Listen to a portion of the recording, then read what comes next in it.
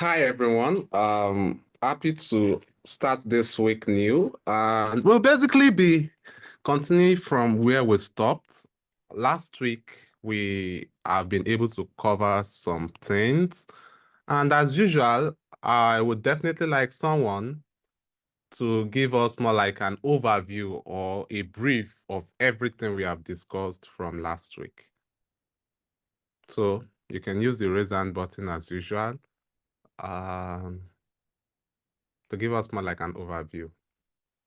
Is there anything from last week you remember? Just to remind ourselves.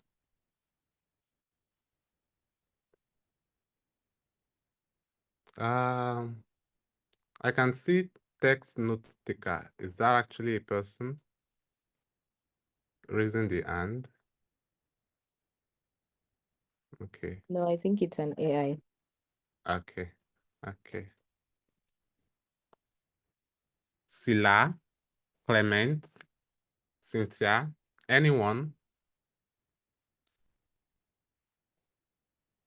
Miriam, Precious, Tosin. Are we saying no one can remember everything we have discussed from last class? Hmm? Okay, let's change the question. Is there anyone that have any question from everything we have discussed from previous class? Anyone?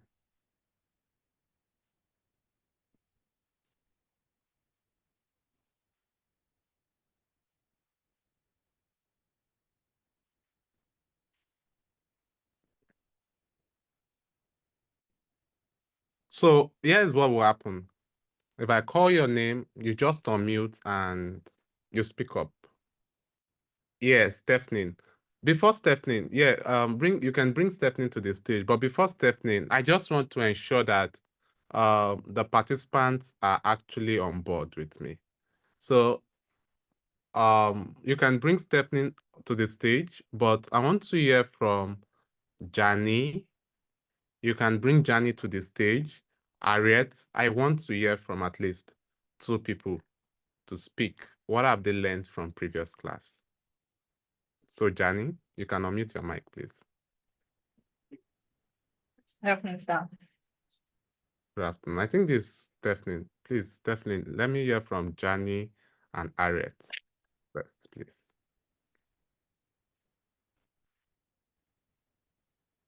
Okay, should I go on or should I speak first? Okay. Okay, just go on then. Just go on. Okay, so in our last class, we spoke about strokes, and we said that strokes allow us to group data into one so that we can reuse it. The example we gave, okay, let's say,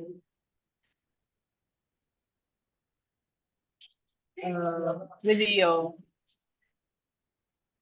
if you want to define a person now, you can say a person has name, age, location, and everything. So you can just put that in your struct so that you can keep reusing it instead of defining it for each instance. Then we talk about where dynamics are stored on the heap and static data are stored on the stack. And the string has a copy trace, while self is an instance of the particular struct. That's why I stopped before my network that went off. Great, great, great, great, great, great. That actually summarizes some of the things we've discussed. As much as I want everyone to have an understanding of what we are doing, the most important thing is gaining that understanding yourself. And it will do no good if we are in class and I ask a question and no one is raising their hands unless the normal candidates that are always raising their hands, like Stephen, Benjamin, one other person. I would want every other persons to also participate, as this would help your brain memory. to always remember everything that is being discussed in class. So I made mention from last class that we, in fact, will be doing something different today because we are already leaving the basics of Rust programming language. So we've been able to establish the very, very basics of Rust programming language, and we just have to build something simple to show our knowledge. Because at the end of the day, why we are doing all of this is for us to learn Soroban itself. So for what we are going to do today, I promised we would start by building a guessing game. So to do that, we are going to create a new project. And for that, we are just going to do cargo in it, and we'll call it guessing game.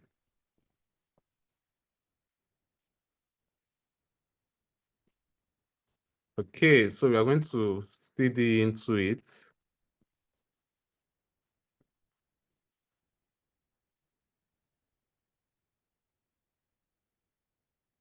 Okay, and we will basically close the former class, and yeah. So I'm going to increase the screen size so everyone can see it clearly. Okay, so we have a new clean project. So we want to build a guessing game.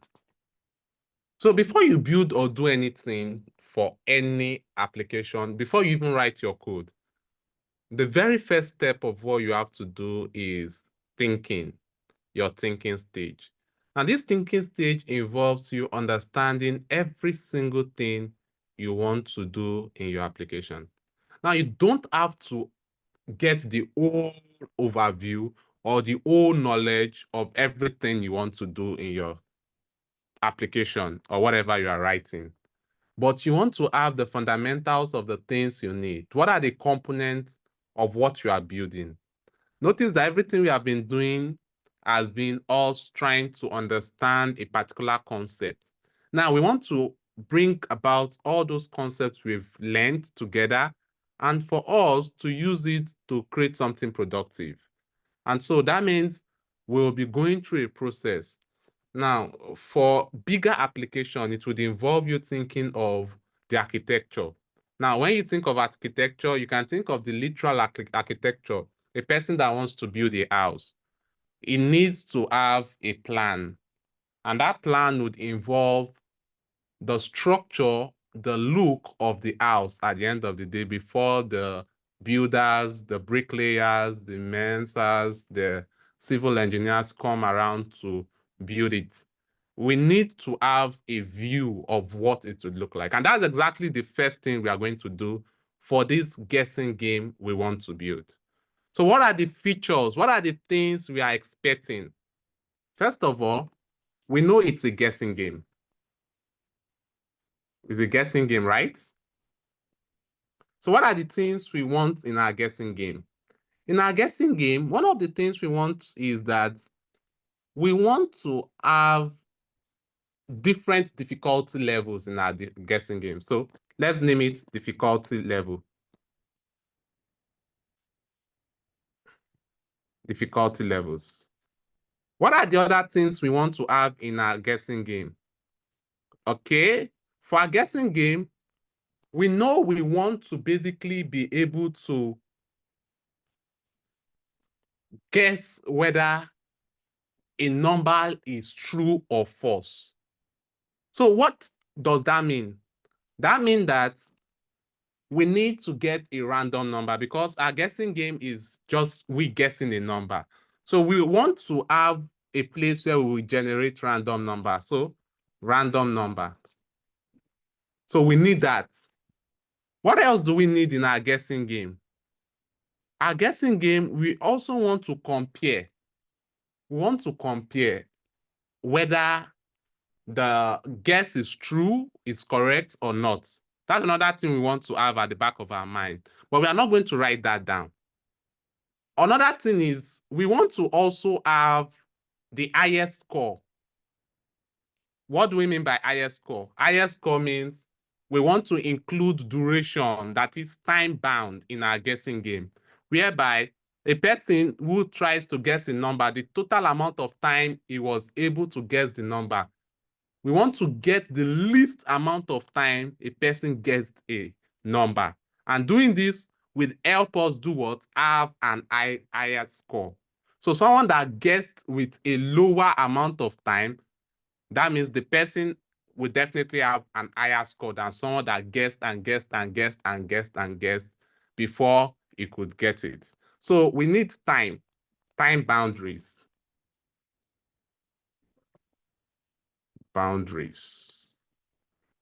So for now, these are the things we know about the game we are trying to create. We know it's a guessing game. We know we want to have difficulty levels.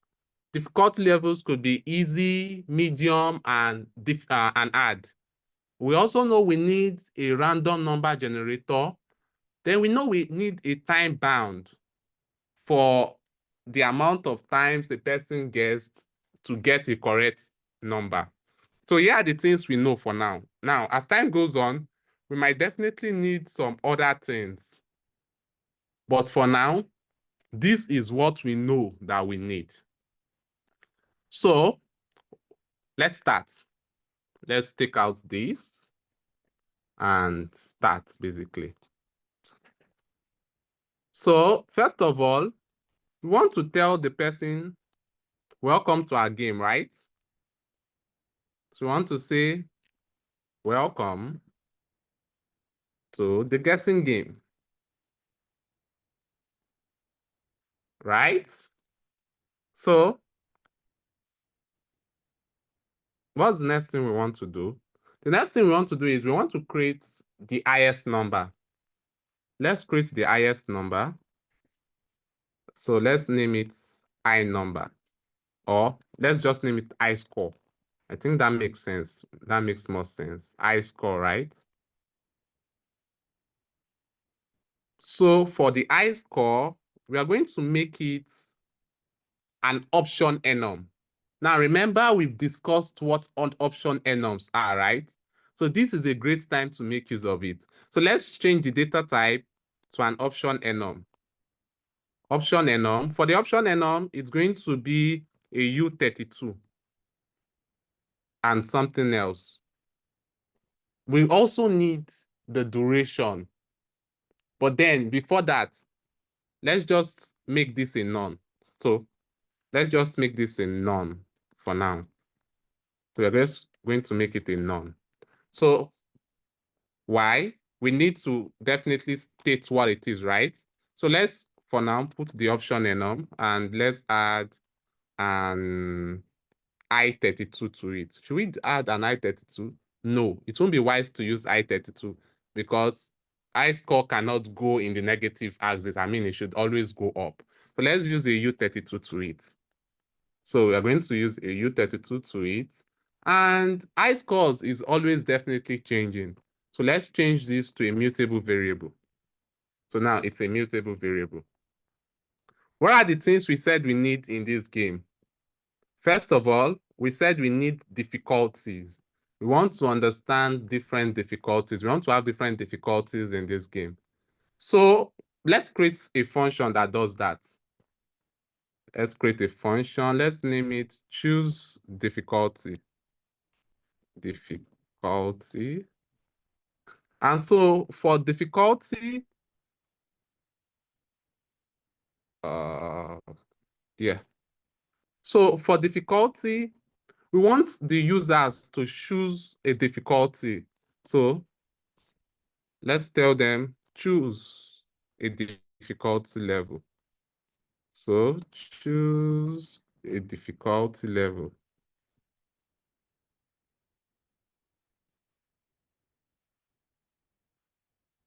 And then we add this. So remember, we could use our to-do macro just to avoid seeing this. And then we close this with a semicolon. I notice there is something in a chat.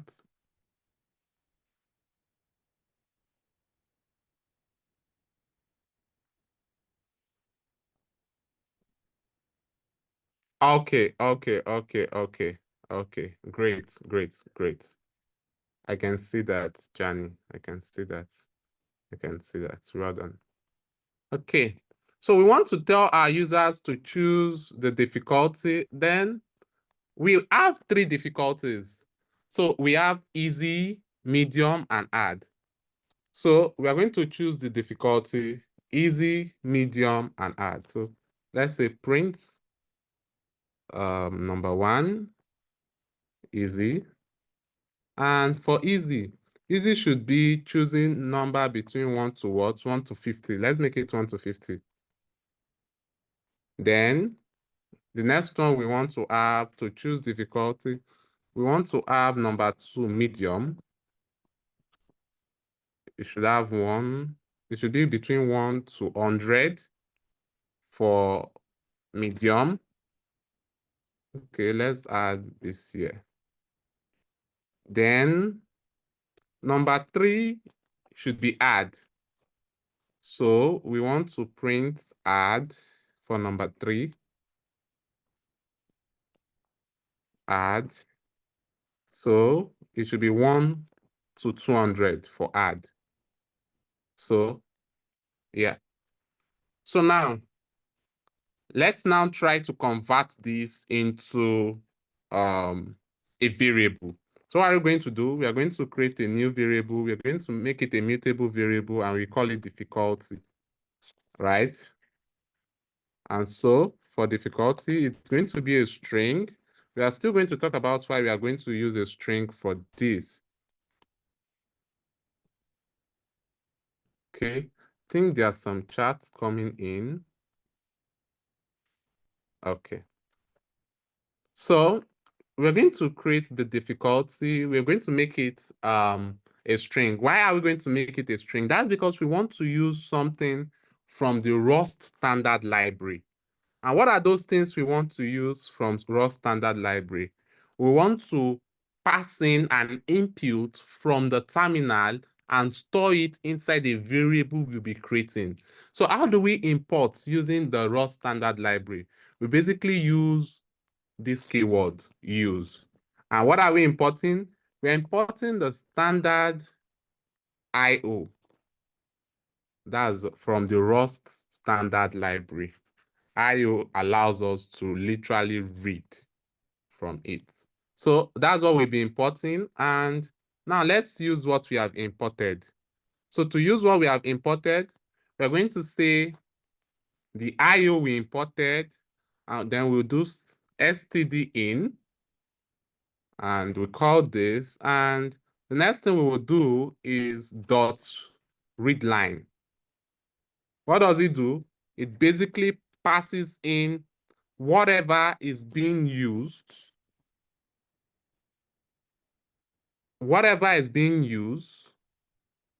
it passes it in to what?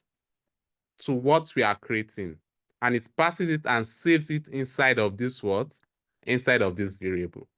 So in this case, what is that thing we are using? Difficulty. So we are going to pass in what? Difficulty. So it's going to get the difficulty, and whatever is being passed in, we could basically expect that it could fail, especially if it is not what we want. So we have to write a failure message. So we say failed to read line. So what's the next thing we want to do? We told them that we want them to choose a difficulty, whether it's easy, whether it's medium, whether it's hard. So we definitely have to create a matching to do what? To match whatever we are doing, whether it's difficult, whether it's easy, whether it's hard. So what do? We're going to create a match using the match keyword, and then we would say difficulty dot trim.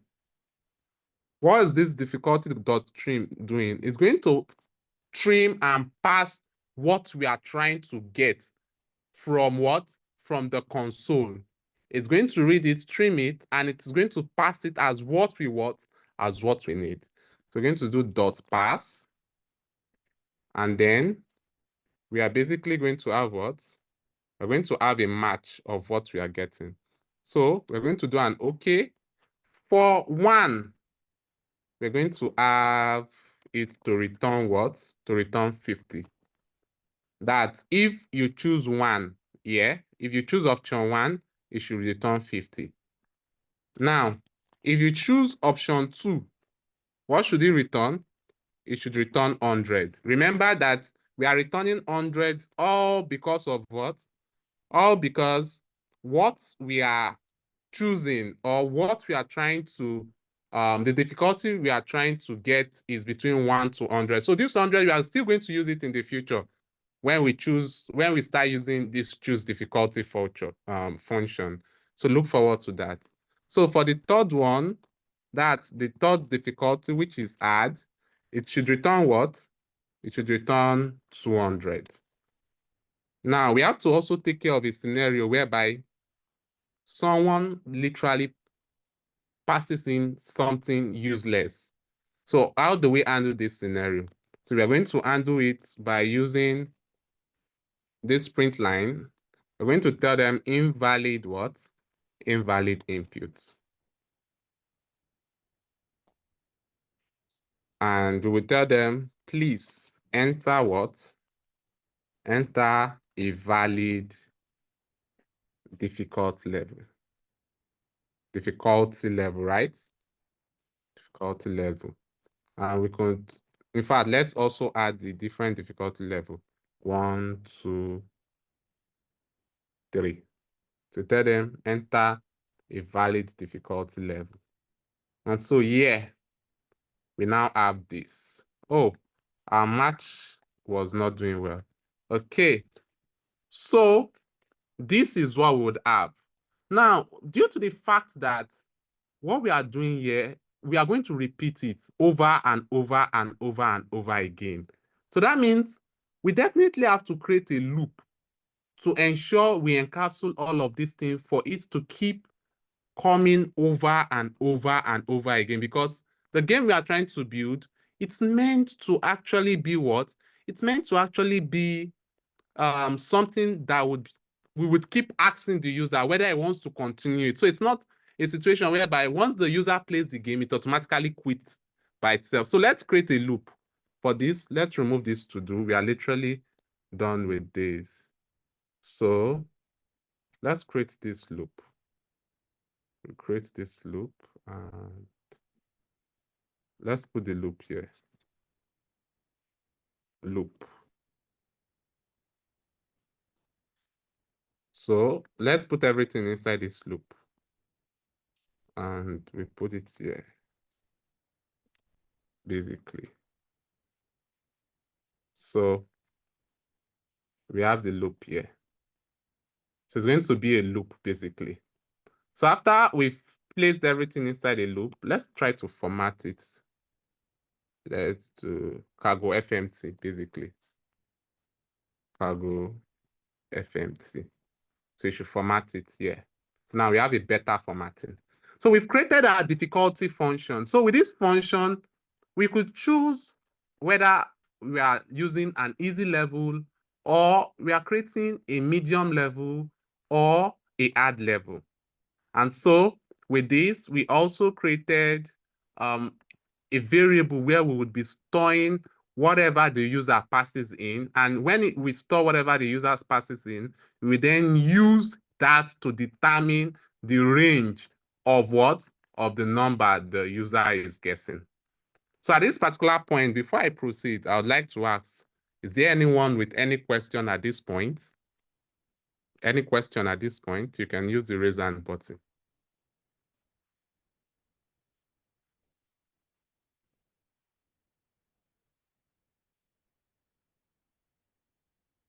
You can use the raise hand button if there are any questions. Just to confirm, I hope everyone can still hear me clearly. Yeah, we can hear you. Okay, great, great. So, since everyone can hear me and I've gotten replies, that means that there are no questions at this point. Okay, so from what we've just done, one of the features of the game, difficulty levels, we've been able to create that. We've been able to do what? To create that. So let's go to another another feature of the game, random number. So let's create a function that would basically be generating random numbers for us in Rust. So to do this, there's actually a random number library we can use. So there are two ways of you adding these libraries to your program. You can go to the cargo.toml and just write out the library, but I will not be doing that. Instead, I'll be doing it from the terminal. So to add the library, the name of the library we'll be adding is the range library, the rand library. So I'm just going to add it as what? Cargo add rand. So it's going to download the library for me, as you can see. And yeah, it has added it, as you can see. So what are the things inside of the library? If you go to our cargo.toml now, can you see the library there? Here's the library that has been added under the dependency. So it's version 0.9.0. So instead of me typing cargo add the name of the library, I could just come here and type it out, and it basically will just get the library for me. So, but I just wanted to choose the route of doing cargo add the name of the library. So now, since we've added the library, we would be using the library. So the library is rand, and we'll be using RNG from rand for the library. So we've created difficulty. Let's create the next one, which is what? Generate secret number. So let's name it generate what? Secret number. The secret number. So for us, we need a range for the secret number. And we already know that we have 50, 100, and 200. These are the different difficulty levels, and the difficulty levels basically signifies the range. So let's pass in a parameter for that, and we name it range. We are going to make it a U32, and we are going to return a tuple of U32 and U32. So what is going to be, we're going to create a secret number,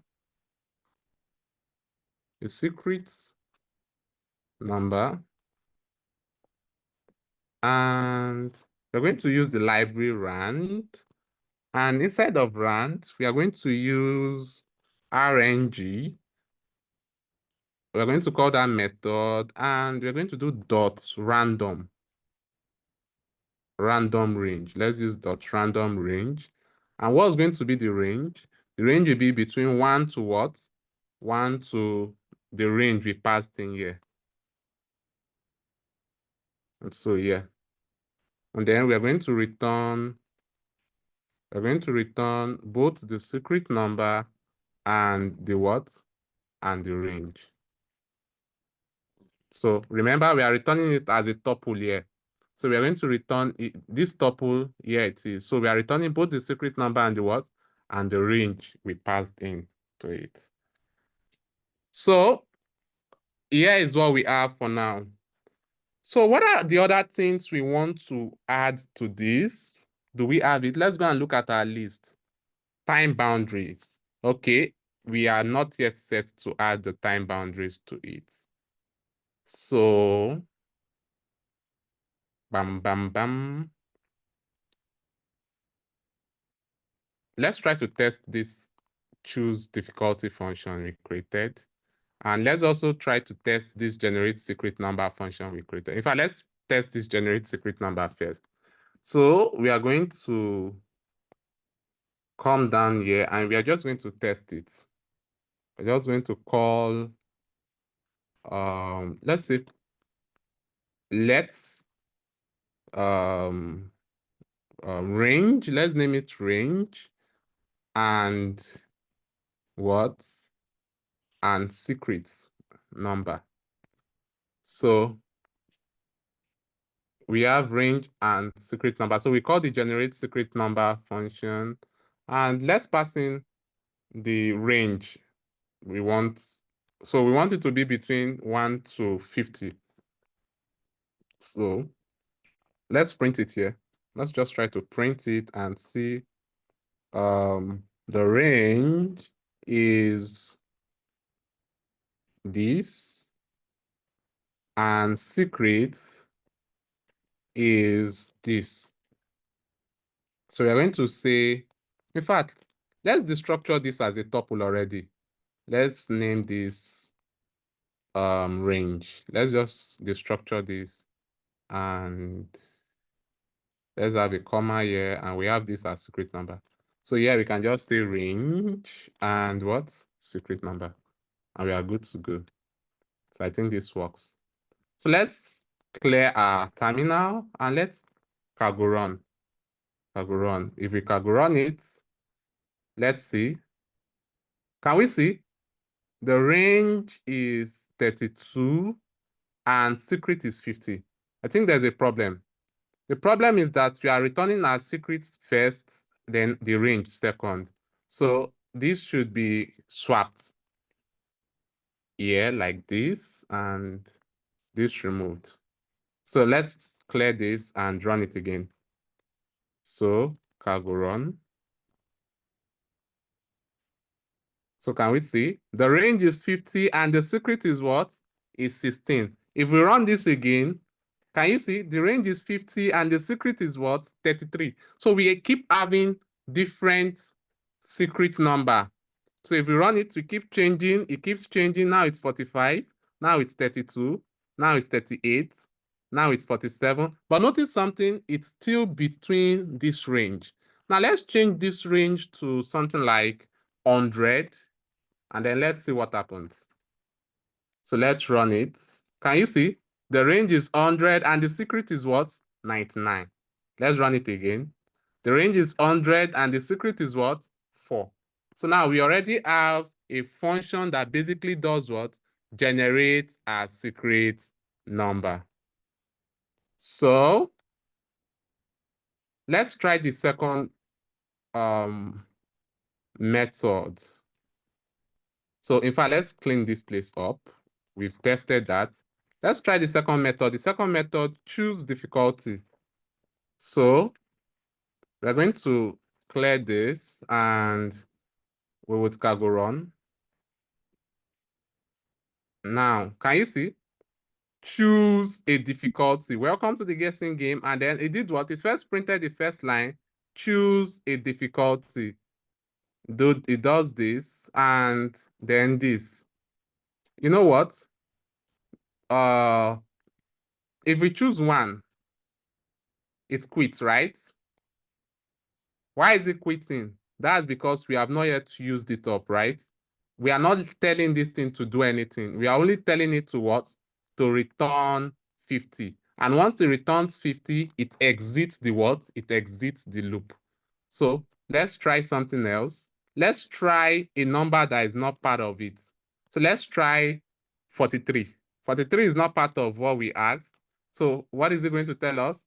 Invalid inputs. Please enter a valid difficulty. So it asks us again, easy, medium, hard. Let's try another number. Let's try 5 this time. It tells us the same thing, invalid input. What is allowing it to keep reoccurring and telling us this? This is because we are choosing the wrong answer. But then if we can do what? If we can choose the right one, it does what? It exits the loop. It's returning this 200. Now, yeah, we can either do this, where, let me do this, we add this, and here we just print, you chose the add level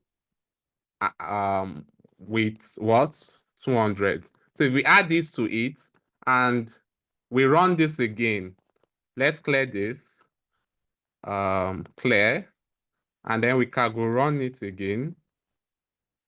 What happens? Can you see? We have our easy, medium. Now let's choose add. That's number 3. What happens? Can you see? You choose the add difficult level with what? With 200. Basically what we have here. So that means our function is working perfectly. So let's continue our functionalities. Why are we testing all of these functions as we are writing them? We are testing each of these functions as we are writing them so we can be sure that there is no problem or mistake in what we are doing. Because at the end of the day, imagine we are done building everything and then we now try to use these functions and then we are having an error. It becomes a what? It becomes a problem because we are no longer sure as to where the error is coming from. So another thing we want to create now would be playing the game again. We want the game to continue basically. So we want to ask the users whether they will play the game again. But then, before we do that, why don't we implement the main implementation of the game? So let's go back to the main function. We come back to implementing whether the users want to continue playing the game or not. So let's go back to the main implementation whereby we now have an I score. Now, we want to keep the I score and we want to keep the duration, the time to which the I score is being gotten. So the lowest I score, we are keeping it, the lowest time would equate to the highest score. So let's add the dependency where we would use the duration. So let's use from the standard Rust library, and this time we'll be adding time, and in it we'll be taking out two things. We'll be taking out instance and duration. Great. So we'll be taking out instance and what? And duration. So for this, at this particular point, before we proceed, anyone have any question? Let's pause again. Let's ask, are there anyone with any questions at this point? You can use the raise hand button and you'll be brought up to the stage.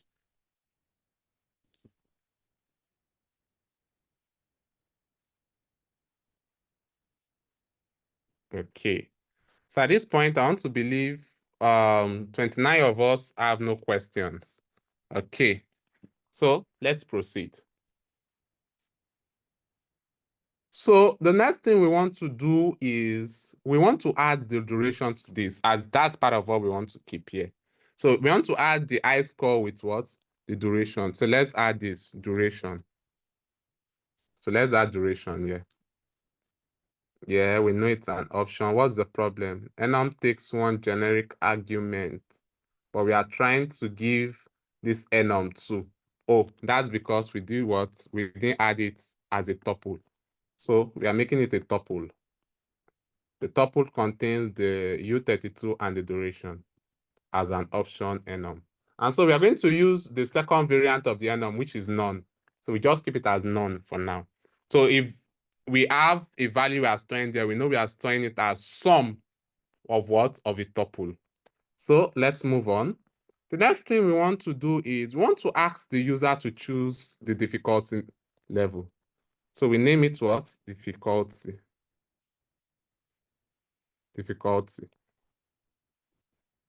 And so we are going to call our choose difficulty level function.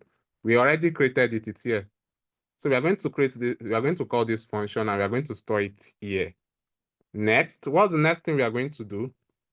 The next thing we are going to do is we are going to also generate our secret number. We're going to call this generate secret number function. And you know, for the secret number, we are returning a tuple. So let's just destructure it. So the first one is secret number. And the second one is range, right? So we are going to equate it to what? The generate secret number. So for the generate secret number, we know the range is basically the difficulty level, which we are returning here, whether it's 50, whether it's 100, whether it's 200. That's what it is. So we're going to impute that here.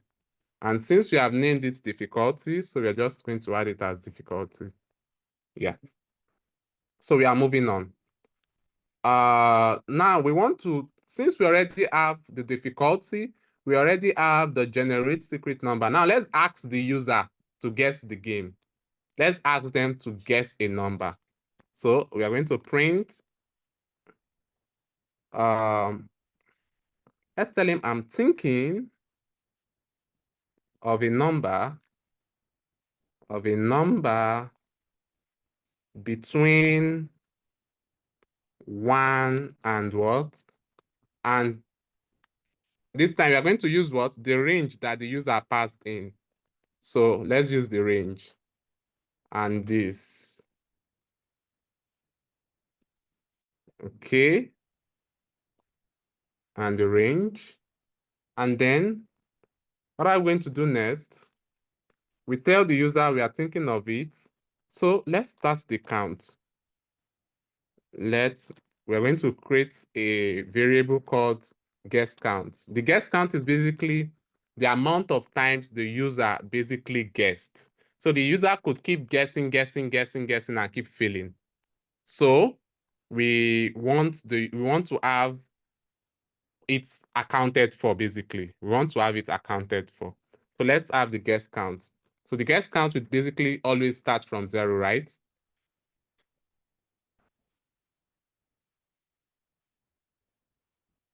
So it starts from 0, and then we say let's start the start sign.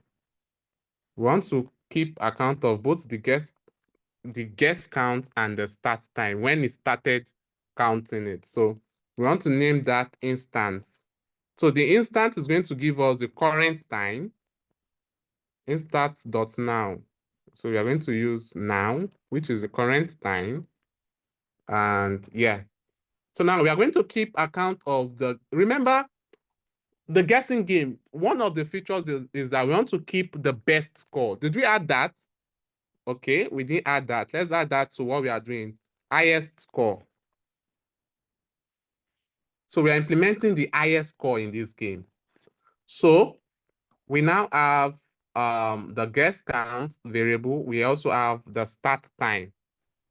And the start time is basically, we are not making the start time mutable because we are not changing it. So we're going to leave it as that. So now, the next thing we want to do. I think we have a question. Okay.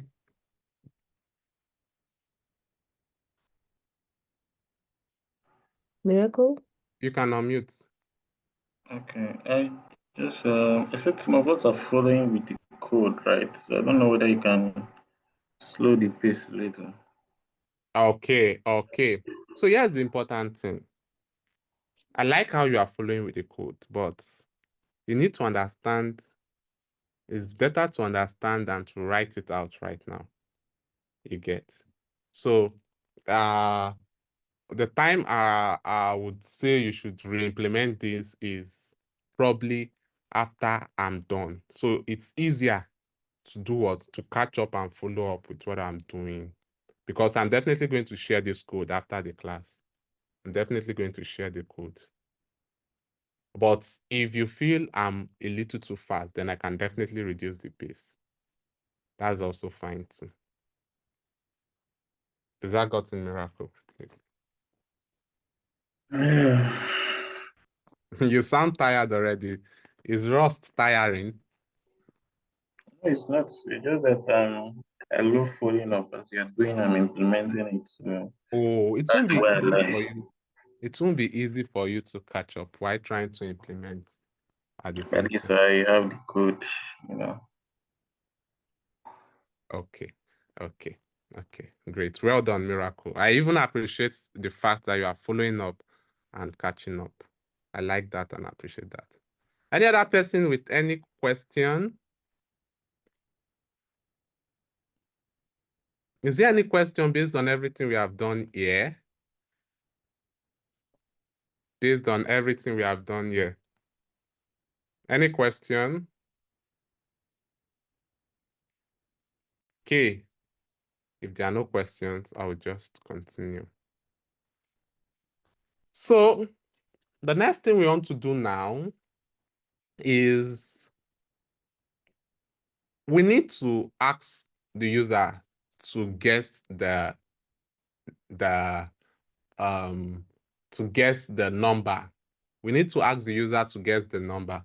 So to ask them to guess the number, we basically need to ask them. So let's ask them. We're going to print out Please input your guess. Your guess. And we're going to put full stop here. Now, it's possible that the user could probably not get it at the first time. So that means we need to keep asking them to keep imputing their guess as they are feeling it. So what do we do to ensure this? We want to do the same thing we did here. We want to create a loop. So let's create a loop. Let's in fact put this inside a loop now. So we are going to create a loop and we are going to put this inside of the loop so that they can keep what? They can keep re-guessing even after they failed the guess. So we want to tell them impute your guess, and as usual, we want to store their guess because we definitely want to compare their guess if their guess is correct. And as usual, what we use is a string, right? And we are going to read and store that string inside that variable. So we are going to use a stdin from the raw standard library, just like we did here. And we will do the exact same thing. And so this difficulty, we can then trim and pass it in and use it the way we want to use it. So let's say stdin, and the next thing will definitely be .readline. No, we want to use readline.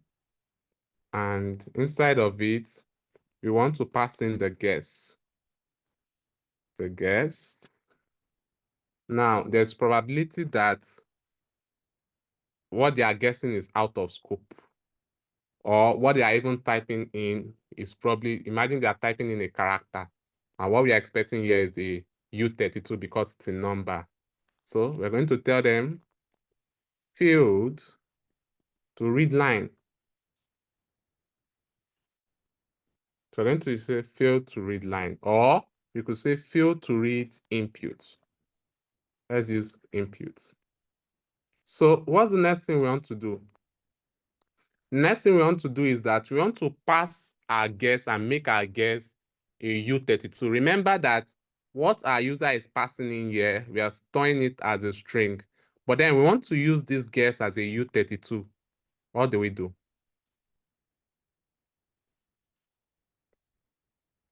Okay. So we are trying to pass in the guess here. What do? We are going to use the same thing we used there, trim.pass. So we're going to say, let the guess. We're going to this time make it a U32. A U32 equals what? We want to match it. Dot trim. We want to match it. Dot pass. And we are doing what? We are going to match it after trimming it. So what we did here, we trimmed it and converted it to a U32. And then we passed it in. Now we want to match it whether it's equal to a valid number or not. If it's equal to a valid number, we are just going to keep it as a valid number inside of this guess. If not, we are going to tell them it's not a valid number. Let's destructure this and we create a norm. And inside of this, we are going to return a norm if it's a valid number. And if it's an error, what are we going to do? We are going to tell them, hello, it's an error. So we're going to say, we're going to print out to them, invalid input, please enter a valid number. Invalid input. Please enter a valid what? A valid number. So after that, we're going to continue. Why are we using continue? Continue, we are using continue because continue basically is to continue this loop. We want to continue this loop. we want it to ask it this question again for it to impute a right number.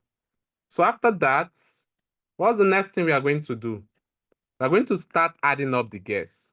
Now remember that we now have the guess. We now have what the user guessed.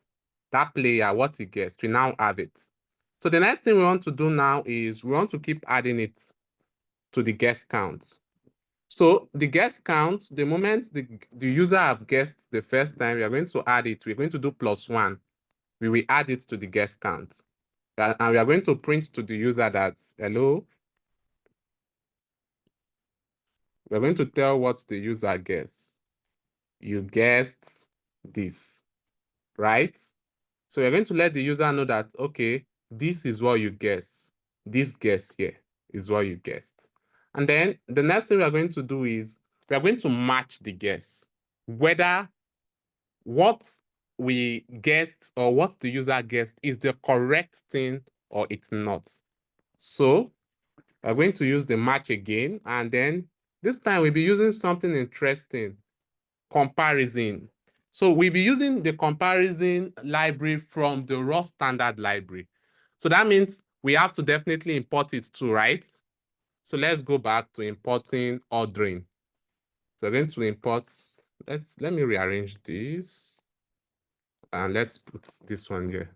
So this time we are going to import SCD, that's the raw standard library, and we're going to import CMP, which is for ordering. So we're going to import ordering. And for this ordering,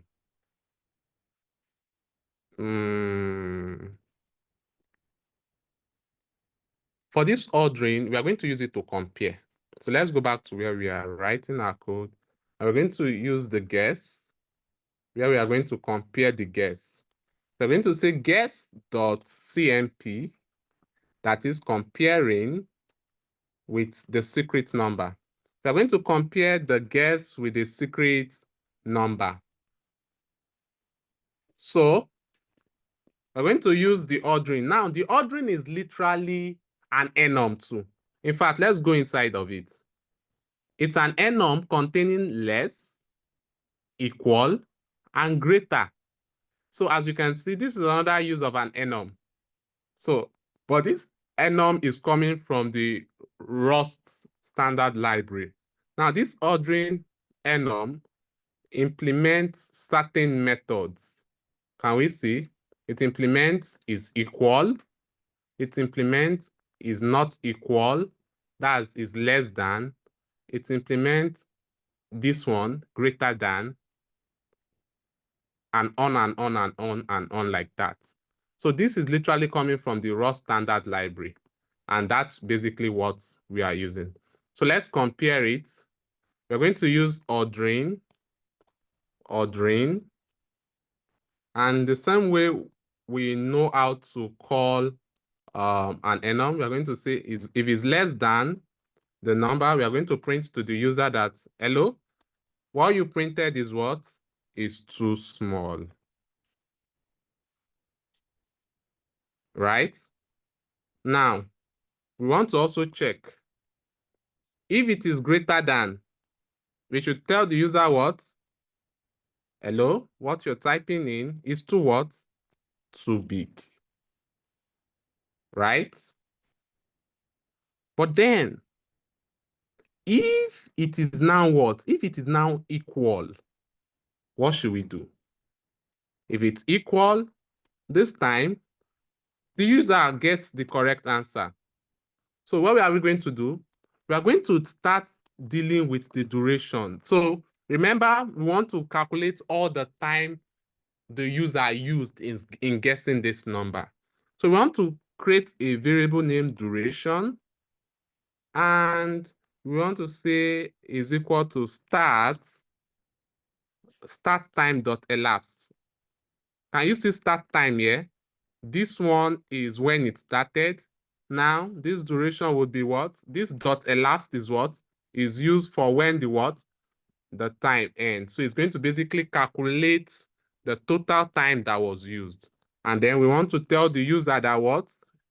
Hello, you have won the game. We want to say you win. Let's tell the user you win. And what else should we tell him? We want to tell him how long it took for him to guess. Let's tell him you took how many guesses? It took, maybe it could be 5 guesses. And how long did it take for him? And let's say this long seconds. So we are going to put in both the what? We are going to put in the guess count and what? And the duration. Great. So the duration, we are going to create the duration. We won't leave the duration just like this. So we are going to convert the duration into seconds. So we're going to use duration dot what? Dot as secs. Because we want to use it as seconds. And then we stop here. Now, we have dealt with the user winning. One next thing we want to deal with now is the highest score.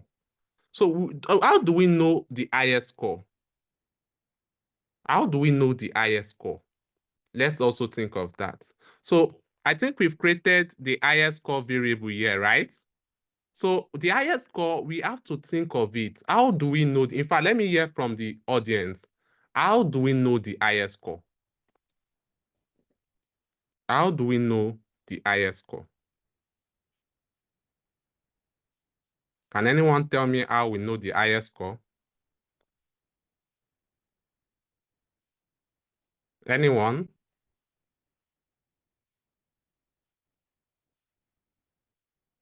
Anyone?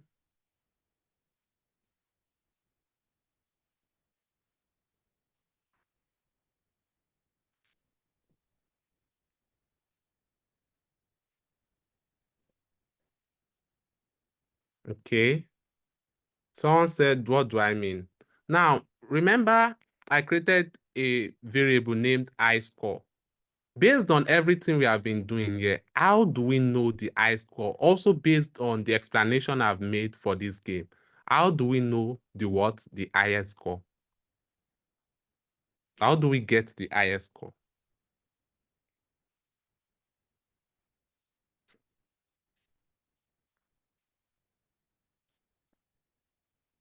Yes, Tosin, please. Okay. I think since the program is written in such a way that the number of time that a person guesses and how do I put it now? Okay. The number of time at which the person gets the right answer, like how many guesses the person made before he got the right answer. So if I was able to only predict twice and I got the answer in 2 times, like I predicted twice and I got the answer. Another person predicted like 5 times before he or she could get the answer. Definitely, I will be the one to, I don't know, just. Excellent. That's excellent. Thank you very much. Thank you very much. So that is one factor. Another factor is time. So imagine me and Tosin actually guessed 2 times before we got the answer. Tosin could guess faster than me. Remember, we are keeping track of the time. Yeah. When the person starts the game, we took the instant of the time at that time. And then, yeah, we basically took out when that time ended. So that means we are going to make use of what? The shortest period of time with the what? With the least amount of guess. So that's basically what we are going to use to do what? To get the highest number. Now, all we are doing now is all about critical thinking. Now, we have left the point of just knowing how to code to understanding how we want to design our implementation.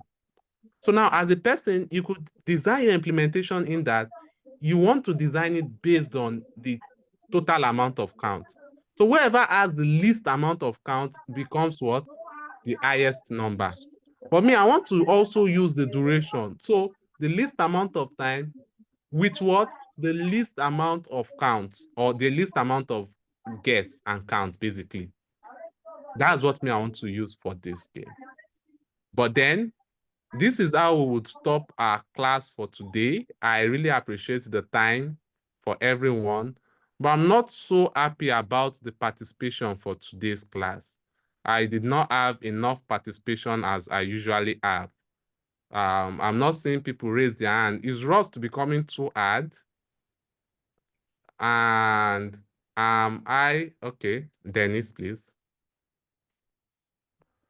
Hey, I was asking Hello? about. Hello, can you hear me? Okay, yeah, we can hear you. I'm asking, could you pull up the code for a moment? Okay, yes. So there, when we are choosing difficulty level, Okay, the difficulty level, yeah. what if someone chooses to, input the word easy or medium or hard instead of inputting the numbers? And this is what happened. It goes to line 83. And then what does it say? Invalid input. And we tell him, please enter a valid difficult level. And so because it's a loop, it goes back to what? To the beginning. Oh, yeah, okay. So now the moment it's able to get the right one, it breaks out the loop by what? By returning that value, as you can see, by returning any of this value. Great question. Great. Great. Okay. So you got that right? Yeah. Okay, great. So this is how we'll be ending our class for today.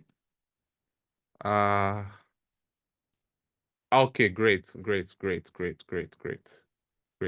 I'm happy it's well explained. It's well explained.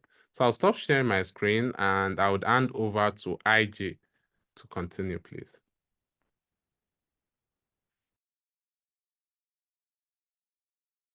Or Esther, please. Yeah, I think we have a question from Miracle. A question from Miracle? Okay, yeah, Miracle. Yeah, so when are we going to get the code, please? Yes, so I was thinking, should I send the code like this, or, we are not done with the implementation. We are not done with this game. So should I send the code just like this, or we would wait till we are done? You send this one first. Let's digest. Okay, Let's we have already. no problem then. So I'll send this one. I'll send it in a GitHub gist and I'll send it to the Telegram group and it will be dispersed. Yeah. Nice. Do you have anyone with any questions before we close?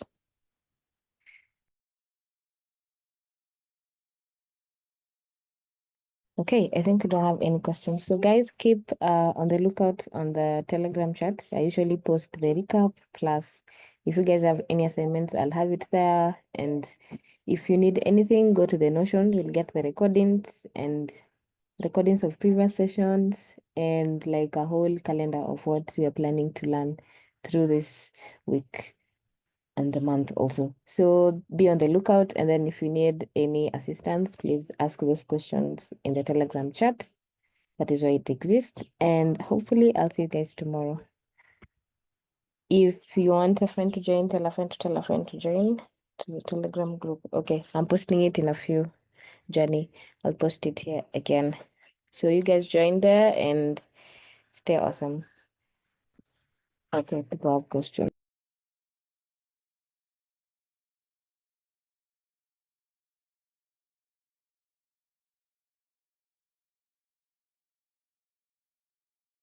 Ellie, you can speak.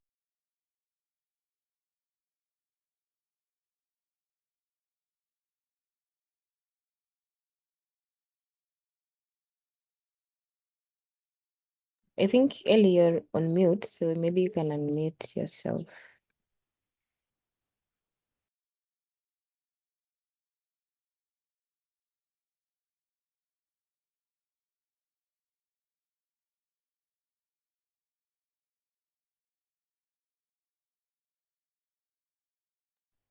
Sorry, I didn't get what you said, IG.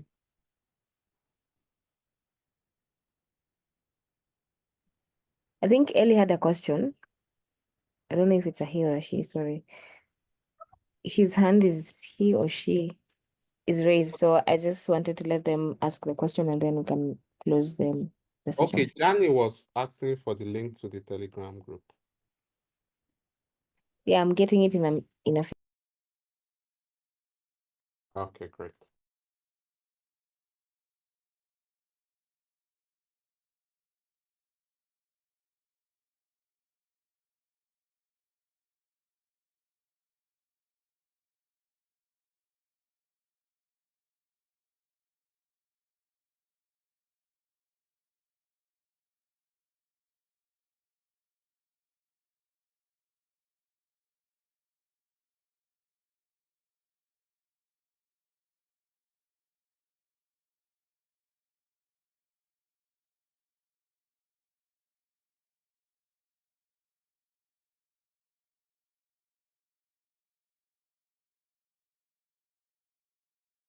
Jenny, I posted the link to the Telegram.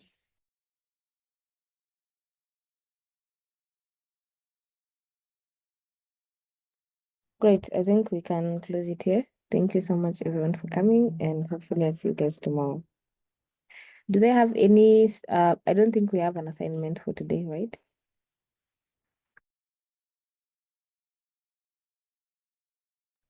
Ayo, do you have any assignment?